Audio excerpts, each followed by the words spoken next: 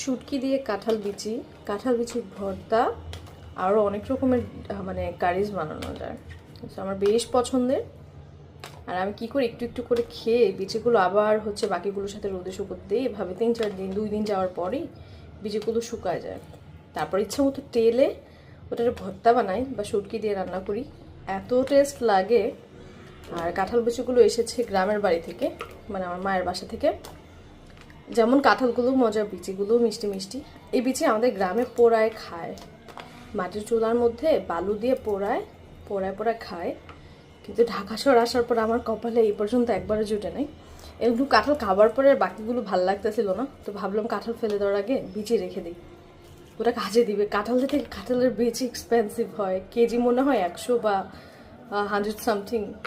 সুন্দর করে এগুলো হচ্ছে কি আমি আবার আমার জানালার পাশে অনেক ভালো রোদ আসে, ওখানে দিয়ে দিই শুকাইতে।